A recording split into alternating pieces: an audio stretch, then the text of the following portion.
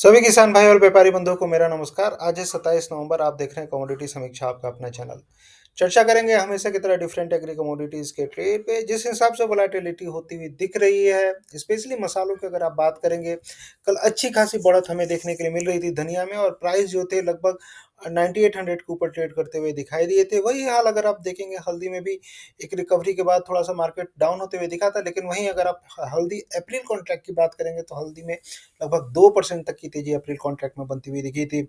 वहीं अगर आप जीरा की बात करेंगे तो जीरा में वोलेटिलिटी लगातार जारी है और प्राइस काफी ज्यादा ऊपर नीचे हो रहे हैं। तो क्या रह सकता है मसालों में आज का लेवल्स और क्या है इंपॉर्टेंट रुझान, ये देखने वाले हैं हम। लास्ट तक आप जुड़े रहेंगे। और ग्वार की बात करेंगे तो ग्वार में भी वही सिनेरियो, मार्केट काफी ओवरसोल्ड में जा चुका है, हल्की हल्की रिकवरी दिख रही है। तो आज क्या करना चाहिए उसी के ऊपर ये वीडियो है।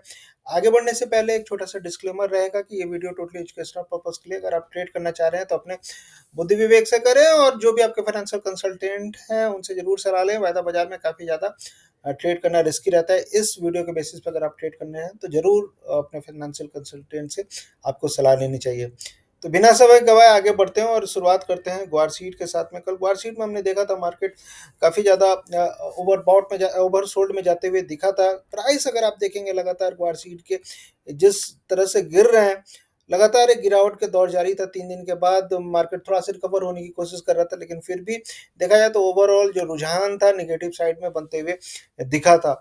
अगर जोधपुर मार्केट की बात करेंगे तो 4630 के आसपास बंद होते हुए दिखा था ग्वार सीड का मार्केट। वहीं अगर आप वायदा बाजार की भी बात करेंगे तो वायदा बाजार भी 4629 के आसपास बंद होते हुए दिखाई दिया था। ग्वारगम की बात करेंगे तो 8475 ग्वारगम का मार्केट बंद होते हुए दिखाई दिया था। और वहीं अगर आप वायदा बाजार की बात करेंगे तो 8400 के नीचे कहीं 8367 के आसपास बंद होते हुए दिखाई दिया था। तो देखते हैं आखिर चल क्या रहा है मार्केट में और अभी क्या करना चाहिए। बहुत सारे लोग पूछते हैं कि आगे चल के क्या रुझान रहेगा, नवंबर खत्म होने वाला है और ग्वार में क्या भी रुझान रह सकता है। मैंने एक चीज़ स्टडी की और मैं आप लोग के साथ शेयर करना चाहूँगा। जनरली मैं करता भी हूँ, जो भी लोग मुझसे जुड़े हुए हैं। इसमें मैं एक चीज़ दिखा रहा हूँ, ये जो चार्ट देख रहे हैं ये एक वीकली चार्ट है ग्वार सीड का, और इसमें दो तीन चीज़ें मैं आपको शेयर करना चाह रहा हूँ। पहली चीज़ है, ये जो लाइन देख रहे हैं इसको बोलते हैं आरएसआई। ये एक टेक्निकल इंडिकेटर होता है, ठीक है। इसमें होता क्या है कि आरएसआई जनरली दो रीजन में जाता है। ऊपर में जाएगा तो ओवरबॉट रीजन बोलते हैं इसको, ठीक है। थोड़ा सा इसको मैं बड़ा करता हूँ, ये देखिए। इन रीजन में जाएगा जनरली 70 के ऊपर जाएगा तो ओवरबॉट हो जाता है, और 30 के नीचे जनरली जाता है तो ओवरसोल्ड हो जाता है। तो होता क्या है कि जब भी ओवरबॉट में जाता है, जैसे यहाँ पे गया है ओवरबॉट में जाता है, तो जनरली होता क्या है कि प्राइस में दबाव आता है। आप देख रहे हैं यहाँ पे प्राइस में दबाव आ रहा है, यहाँ से प्राइस गिरने शुरू हो गए हैं। उसी तरह अगर जब प्राइस ओवरसोल्ड रीजन में जाता है तो जनरली होता है कि वहां से प्राइस बढ़ने शुरू हो जाते हैं और खरीदारी बढ़नी शुरू हो जाती है। तो अभी का सिनेरियो अगर आप देखेंगे और पिछले कुछ सालों का सिनेरियो उठा के देखेंगे तो लगभग लगभग आपको एक चीज तो क्लियर निकल के आ रही है। क्या निकल के आ रही है क्लियर, कि देखते हैं। इस टाइम पे प्राइस ओवरसोल्ड में गया था, इस टाइम पे प्राइस ओवरसोल्ड में गया था। ये कब का टाइम है? अगस्त 2022, मार्च 2020 और उसके बाद दिसंबर 2025 के आसपास। तो कहने का मतलब है कि अगर वीकली चार्ट पे देखेंगे तो ये दो तीन टाइम ऐसे दिख रहे हैं कि जहाँ पे प्राइस काफी ओवरसोल्ड में जाते हुए दिखे हैं, और इन तीनों समय पे जो तेजी बनती हुई दिखी, इसके पहले का भी नंबर मैंने निकाला हुआ था। इसके पहले ये 2018 में गया था। तो यहाँ से जब मार्केट चढ़ा था तो 32% की तेजी आई थी। 2020 में जब ओवरसोल्ड से मार्केट चढ़ते हुए दिखा था तो 116% की तेजी आई थी। वहीं 2022 में अगर मार्केट चढ़ते हुए दिखा था 2022 के ओवरसोल्ड रीजन से तो 44% की तेजी आई थी, और अभी ओवरसोल्ड में चल रहा है। तो आप अनुमान लगा सकते हैं कि कितने परसेंट की तेजी आ सकती है। मेरे ही हिसाब से अभी के लिए मैंने एक अनुमान लगाया है, इससे ज़्यादा भी आ सकता है। 25 से 30% की तेजी यहाँ से आने की संभावना बन रही है। और जो लेवल है अगर आप देखेंगे तो ये एक बॉटम बना है, यहाँ पे एक बॉटम बना है, एक तरह से डबल बॉटम जैसा यहाँ पे बन रहा है। अगर मार्केट 4600 के नीचे नहीं जाता है, 4500 के नीचे नहीं जाता है और यहीं से घूम जाता है, तो एक संभावना ये बन रही है कि एक तरह से ये triangle pattern, generally triangle pattern जो होता है उसके हिसाब से ये सिनेरियो बनते हुए दिख रहा है, और इसके हिसाब से लगभग 56-5700 तक के लेवल ग्वार शीट में बनते हुए दिख रहे हैं। लेकिन ये लागू तभी होगा जब मार्केट 4500 के से ऊपर रहेगा, यानी 45-4600 के आसपास सपोर्ट लेके मार्केट अगर घूम जाता है तो संभावना मुझे बन रही है, काफ़ी ज़्यादा संभावना बन रही है कि मार्केट यहाँ से घूमना चाहिए, क्योंकि वीकली चार्ट पे काफ़ी ज़्यादा ओवरसोल्ड हो चुका है। तो जो टेक्निकल जानते हैं, टेक्निकल लेवल्स के हिसाब से उनको ये चीज़ें काफ़ी ज़्यादा क्लियर हो रही होंगी और इससे कोरिलेट कर पाएँगे।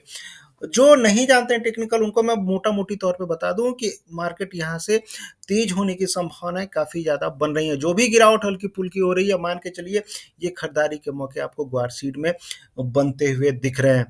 आवक के हिसाब से बात करेंगे, सप्लाई के हिसाब से बात करेंगे तो पिछले साल के कंपेयर में आवक लगातार कम बनी हुई है। कल की आवक मैं देख रहा था ग्वार सीड की 42,000 43,000 बैग्स के बीच में थी और लगातार धीरे-धीरे देखेंगे ग्वार सीड की आवक कम होती जाएगी। एक्सपोर्ट के हिसाब से देखेंगे, मैंने आपको नंबर शेयर किए थे पिछले वीडियो में, ग्वार गम का एक्सपोर्ट लगातार बढ़ ही रहा है और संभावना जो बन रही है आगे चल के भी तेज रहना चाहिए। क्रूड में भी तेजी धीरे-धीरे बनती हुई दिख रही है और जिस हिसाब से रिग काउंट्स भी बढ़ रहे हैं तो संभावना बन रही है कि ग्वार गम में भी आपको तेजी बनती हुई दिखेगी। अगर ग्वार गम के चार्ट की बात करेंगे तो ग्वार गम में भी लगभग जो सपोर्ट बन रहा है, अगर आप देखेंगे तो ये डबल बॉटम जैसे यहाँ पे बनते हुए दिख रहा है 8200 के आसपास और ये लेवल अगर नहीं टूटते हैं, इसमें भी मार्केट काफ़ी ओवरसोल्ड रीजन में जा चुका है ग्वार गम का भी मार्केट और यहाँ से संभावना ऐसी बन रही है कि यहाँ से अगर मार्केट निकलता है तो मार्केट 10,300 तक जा सकता है। तो अगले 2 महीने चाहे मान के चलिए कि जो ग्वार सीड का मार्केट है 5600 तक के लिए जा सकता है और ग्वार गम का जो मार्केट है 10,300 अगर निकलता है तो फिर 11,500 तक की संभावना ग्वार गम में बन रही है। तो जो लोग सोच रहे हैं कि ग्वार गम ग्वार सीड इस साल भी काफ़ी ज़्यादा मंदा रहने वाला है, उनको मैं बता दूं कि संभावनाएं काफ़ी ज़्यादा बेहतर इस बार ग्वार गम और ग्वार सीड में बनती हुई दिख रही है। बाकी क्या रहेगा देखेंगे, मार्केट के हिसाब से मैं अपडेट देता रहूँगा। लेकिन ये आज का ये वीडियो जो लोग देख रहे हैं उनके लिए काफ़ी ज़्यादा इम्पोर्टेंट है क्योंकि एक ट्रेंड मैं आपको दे रहा हूँ। जनरली होता क्या है कि डेली का वीडियो 2-3 दिन भी में क्या होने वाला है, क्या होने वाला है, ये हर कोई बताता है। लेकिन एक लॉजिक के साथ, एक टेक्निकल एनालिसिस के साथ एक चीज़ बताना ये काफ़ी इम्पोर्टेंट है और ग्वार सीड में मैंने आज आपको बताया है। तो ये वीडियो जहाँ जितने लोगों तक पहुँचा सकते हैं, ग्वार के व्यापारी, ग्वार के किसान भाई जो भी हैं, देखें, ज़्यादा से ज़्यादा तक पहुँचाएँ, तभी लोग इसका फ़ायदा उठा पाएँगे। तो घबराना नहीं है और धीरे-धीरे आप देखेंगे कि तेज़ी ग्वार में आती हुई दिखेगी। मसालों की बात करेंगे तो मसालों में हल्दी में काफ़ी ज़्यादा उथल-पुथल मची हुई है और हल्दी में मैंने आपको बताया था कि जो मार्केट है 13,900 के आसपास 13,700 के आसपास सपोर्ट लेते हुए दिखेगा और लास्ट टाइम भी हुआ भी यही था। अगर आप देखेंगे तो मार्केट 13,700 13,800 के आसपास सपोर्ट लेके मार्केट वहाँ से घूमते हुए दिखा था। लास्ट जो लो बना था मैंने देखा था 13,800 समथिंग का लो बना था। उसके नीचे मार्केट नहीं गया है। ये वाला लो की बात कर रहा हूँ, ये बना था 13,820 का। लास्ट वीक का। लेकिन उसके बाद अगर आप देखेंगे तो ये जो लाइन है, ये वाली जो लाइन देख रहे हैं 50 डेज मूविंग एवरेज के ऊपर अभी भी हल्दी का मार्केट चल रहा है और ये एक अच्छी बात है हल्दी के लिए। और हल्दी का अगर आप देखेंगे महाराष्ट्र में आवक पिछले साल के कंपेयर में 20% तक आवक कम महाराष्ट्र में बनती हुई दिख रही है, मैं नंबर देख रहा था। वहीं अगर आप तेलंगाना में देखेंगे तो तेलंगाना में आवक थोड़ी सी ज़्यादा हुई है, लेकिन महाराष्ट्र में काफ़ी ज़्यादा कम आवक होने के चलते जो एक्सपोर्टर हैं उनको परेशानी हो रही है, वो अपना एक्सपोर्ट कमिटमेंट पूरा नहीं कर पा रहे क्योंकि उनको माल ही नहीं मिल रहा है महाराष्ट्र में। और ज़्यादातर जो एक्सपोर्ट होता है, चाहे यूरोपियन कंट्रीज़ के लिए हो, चाहे बांग्लादेश के लिए हो, जनरली महाराष्ट्र से होता है और महाराष्ट्र में माल की काफ़ी ज़्यादा शॉर्टेज हल्दी की बनती हुई दिख रही है। इसका असर अगर आप देखेंगे अप्रैल कॉन्ट्रैक्ट, तो अप्रैल कॉन्ट्रैक्ट कल मैं देख रहा था लगभग 2% तक की अप्रैल कॉन्ट्रैक्ट में तेजी बनती हुई दिखी थी। और ये आप खुद भी देखिए, ये जो मामला था लगभग 2% से ज़्यादा और जो क्लोजिंग हुई थी 12,950 के आसपास की क्लोजिंग हुई थी, ये क्लोजिंग कुछ अलग दिखा रहा है। लेकिन अप्रैल कॉन्ट्रैक्ट कल मैं देख रहा था कि अच्छी खासी बढ़त के साथ अप्रैल कॉन्ट्रैक्ट कल हल्दी में बंद होते हुए दिखा था। तो अप्रैल कॉन्ट्रैक्ट में धीरे-धीरे तेजी आ रही है और दिसंबर कॉन्ट्रैक्ट थोड़ा-सा अस्थिर है। तो जो भी खरीदारी अभी आपको करनी है, ज़्यादा से ज़्यादा खरीदारी आपको अप्रैल कॉन्ट्रैक्ट तक के लिए करनी है। सिनेरियो अगर आप स्पॉट प्राइस और इसका देखेंगे, दिसंबर कॉन्ट्रैक्ट का देखेंगे तो निजामाबाद के जो भाव थे 14,600 14,700 के आसपास बने हुए, लगभग 600-700 रुपये अभी भी मार्केट ऊपर चल रहा है, 600 रुपये के आसपास ऊपर चल रहा है निजामाबाद के प्राइस। तो संभावना रहेगी कि ये भी प्राइस जो है धीरे धीरे 14,600 से अगर ऊपर निकलते हैं तो अच्छी खासी तेजी बनती हुई दिखे। अब एक्सपायरी होने में कम समय है और पोजीशन इसमें से कट होते हुए दिख रहे हैं, लगातार पोजीशन कट होके और अप्रैल कॉन्ट्रैक्ट के साइड में शिफ्ट होते दिख रहे हैं। तो वायदा बाजार में धीरे-धीरे जो बाइंग ज़्यादातर बाइंग आपको करनी है एप्रिल कॉन्ट्रैक्ट के साइड में करनी है। इसमें जो लोग बाई करके बैठे हुए हैं उनको मैं यही कहूँगा कि रुके रहें, जब तक मार्केट 13,800 के ऊपर है आप रुके रहें, और इसमें मुझे लगता है कि बहुत जल्दी आप देखेंगे कि शॉर्ट कवरिंग बनते हुए दिख सकती है हल्दी में। शॉर्ट कवरिंग का मतलब क्या होता है, जो सेलर्स होते हैं पोजीशन कट करते हैं और फिर प्राइस अचानक से ऊपर जाते हैं, तो संभावनाएँ काफ़ी ज़्यादा इसमें भी है। क्योंकि डिमांड साइड से चीज़ें काफ़ी ज़्यादा क्लियर है, डिमांड लगातार बनी हुई है, और सप्लाई आपको भी पता है, सप्लाई धीरे-धीरे मार्केट में कम होती जा रही है। आगे चल के सप्लाई का जो सीज़न है, आने में टाइम है, लेकिन तेलंगाना में जिस हिसाब से अभी माल निकल के आ रहा है, तो लोग हरी में हैं, जल्दीबाजी में है कि निकालें माल, क्योंकि नया सीज़न आने में अभी 1 डेढ़ महीने के बाद नया सीज़न आ जाएगा, डेढ़ 2 महीने में। लेकिन अगर आप ओवरऑल इंडिया की बात करेंगे तो सप्लाई शॉर्टेज हल्दी में है, और आगे चल के संभावनाएँ तेज़ बनती हुई दिख रही हैं। वहीं अगर आप जीरा की बात करेंगे तो जीरा में जिस हिसाब से अभी मार्केट है, मैं देख रहा था सप्लाई पिछले साल के कंपेयर में ज़्यादा आ रही है, स्पेशली गुजरात में 22,000 टन के आसपास की सप्लाई नवंबर में आती हुई दिखी थी, अगर गवर्नमेंट के आंकड़ों की बात करेंगे। और उस हिसाब से देखेंगे पिछले साल अगर के कंपेयर में थोड़ी सी ज़्यादा है।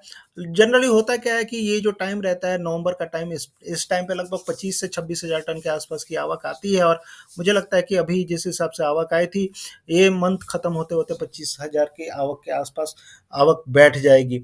तो सप्लाई लगातार जीरा की बनी हुई है, और बुआई के आंकड़े भी मैंने आपको दिखाए थे पिछले वीडियो में, बुआई भी अच्छी खासी हो रही है, इसके चलते थोड़ा सा दबाव फेस कर रहा है। तो एग्रेसिव बाइंग अभी नहीं करनी है जीरा में, 22,000 के ऊपर मार्केट बैठेगा तभी हम एग्रेसिव बाइंग करेंगे, या वरना नीचे में थोड़ा सा कूल डाउन होने देते हैं। मार्केट अगर मान लीजिए 21,000 के आसपास आता है, 21,200 चाहे उसके नीचे जाता है तो 20,700, ये जो लेवल्स रहेंगे बाइंग के लिए काफ़ी सेफ लेवल रहने वाला है। अदरवाइज मार्केट अगर इन स्तरों के ऊपर बैठता है 22,000 के ऊपर, तो जीरा में आपको खरीदारी करनी चाहिए। ओवरऑल जीरा का ट्रेंड काफ़ी ज़्यादा पॉजिटिव, मुझे लगता है कि जीरा में इस बार अच्छी खासी रिटर्न आपको मिलते हुए दिखेगी। वहीं अगर आप धनिया की बात करेंगे तो धनिया में लगातार एक खतरनाक टाइप की तेजी बनती हुई दिखी है, और जिस हिसाब से मार्केट अभी जा रहा है वीकली चार्ट पिछले 4 हफ्तों से मार्केट काफ़ी ज़्यादा तेज। इस टाइम पे जो जीरा के जो सेलर्स हैं वो बेचने के लिए इच्छुक हैं नहीं, माल निकाल ही नहीं रहे हैं। एक्सपोर्ट की डिमांड में देख रहा था, एक्सपोर्ट लगातार बढ़ रहा है, अप्रैल से ही बढ़ते हुए दिखा है धनिया का एक्सपोर्ट। और इसके चलते हो क्या रहा है, जो प्राइस ऊपर चले गए हैं, मुझे लगता है इसका असर आपको सोइंग पे देखने के लिए मिलेगा, क्योंकि जो सोइंग सीड के जो प्राइस हैं, बुआई के जो सीड रहते हैं, वो आपको नहीं मिलेंगे, क्योंकि जब सीड प्राइस काफ़ी ज़्यादा महंगे हो जाएंगे, तो हो सकता है किसान दूसरे किसी अन्न उत्पादों की तरह, अन्न प्रोड्यूस की तरह मोटिवेट हो, दूसरी चीज़ को उगाएं, क्योंकि किसानों का भी अपना बजट होता है, और अगर आप धनिया के सीड ही इतने ज़्यादा महंगे कर देंगे तो फिर कैसे बो पाएंगे। दूसरी चीज़ क्या है कि जिस हिसाब से अभी मार्केट अभी चल रहा है, मुझे लगता है कि ओवर बॉट रीजन में आ चुका है धनिया, थोड़ी सी प्रॉफिट बुकिंग इन स्तरों पे होती हुई दिखेगी। एरिया जो था गुजरात में, हमने देखा था गुजरात में एरिया धनिया का बढ़ते हुए दिखा है, उसका असर भी मुझे लगता है पड़ना चाहिए। तो कहने का मतलब एक ही है मेरा कि एग्रेसिव बाइंग इन स्तरों पे ना करें, ठीक है। ओवरऑल ट्रेंड पॉजिटिव रहने वाला है, धनिया मुझे लगता है कि 10,000 पार करेगा, आराम से पार करेगा, लेकिन जो खरीदारी करनी है आपको थोड़ी सी रुक के, तो हो सकता है मार्केट 9300 साढ़े 9300 के आसपास फिर से आए, 9300 के आसपास, वहाँ से फिर से खरीदारी आपको करनी चाहिए। तो धनिया में ओवरबॉट में है मार्केट, थोड़ा सा वेट करें और उसके बाद खरीदारी करके चलें, डेफिनेटली धनिया का ट्रेंड आपको पॉजिटिव बनते हुए दिखेगा। तो ये था एग्री कमोडिटीज़ पे मेरी राय आपको कैसी लगी। और जाते जाते कुक्कुट पे मैं बताना चाहूँगा, कुक्कुट में अगर आप देखेंगे तो मार्केट एक दायरे में ट्रेड कर रहा है, और ये लेवल अगर तोड़ता है 2976 2980 का, तो तेजी जारी रहेगी, और फिर मार्केट हो सकता है आपको 3050 तक जाते हुए दिखाई दे। लेकिन एक दायरे में ट्रेड कर रहा है, और जो ट्रेंड निकल के आ रहा है जिस हिसाब से अभी है, ओवरऑल ट्रेंड पॉजिटिव रहने वाला है। नीचे का जो सपोर्ट रहेगा 2850 2860 का रहने वाला है, तो उस हिसाब से आपको ओवरऑल ट्रेडिंग करनी है। नीचे में अगर मान ली मिलता है फिर से लेवल, तो फिर से खरीदारी करें, और बाइंग का जो जोन रहेगा मेरे हिसाब से 2860-70 के आसपास आपको खरीदारी करके चलनी चाहिए। एग्रेसिव होके इन स्तरों पे ना खरीदारी करें, वेट करें, 2970 के ऊपर मार्केट बैठता है तो फिर से खरीदारी में आप कुक्कुट में बैठ सकते हैं। तो ये था एग्री कमोडिटीज़ पे मेरी राय आपको कैसे लगी। और ज़्यादा जानकारी के लिए बहुत सारी चीज़ें मैंने नहीं बताई इसमें, इलायची छूट गया, सरसों, सोयाबीन, गेहूँ, चना, बहुत सारी चीज़ें समय अभाव के चलते मैं नहीं बता पाता हूँ। तो ज़्यादा जानकारी के लिए आप इस नंबर पे मुझे मैसेज कर सकते हैं, जुड़ सकते हैं, और ज़्यादा से ज़्यादा चीज़ों का फ़ायदा उठा सकते हैं। एनालिसिस के हिसाब से ही व्यापार चलता है। आप यकीन मानिए, आप किसी भी व्यापार में हो, आपको न्यूज़ मिलेंगे, लेकिन जो एनालिसिस है, एनालिसिस के हिसाब से चलें, क्योंकि एनालिसिस जो भी होती है, भविष्य में क्या होने वाला है, उसका कुछ ना कुछ कारण रहता है, कुछ ना कुछ मकसद रहता है, और कुछ ना कुछ चीज़ों से कोरिलेट करके कोई भी प्राइस आगे में चलते हैं, चाहे ग्वार हो, चाहे हल्दी हो, चाहे कोई भी मसाले हों। तो चीज़ों को जानने की कोशिश करिए, अभी क्या चल रहा है मार्केट में और भविष्य में क्या संभावनाएँ बन रही है। ऐसा नहीं, ठीक है, न्यूज़ आपको जानना चाहिए कि होने के बाद जो मार्केट में आता है कि ये हो गया, वो हो गया, ठीक है, हो गया, आगे क्या होगा ये बताइए। तो चीज़ों को कोरिलेट करना सीखें, और जो भी है ज़्यादा से ज़्यादा अगर डाउट है तो इस नंबर पे मैसेज करें, जुड़ें। कोशिश यही रहेगी कि आपकी हेल्प कर सकूँ मैं। मिलते हैं फिर नेक्स्ट वीडियो में, तब तक के लिए थैंक यू, जय हिंद, धन्यवाद।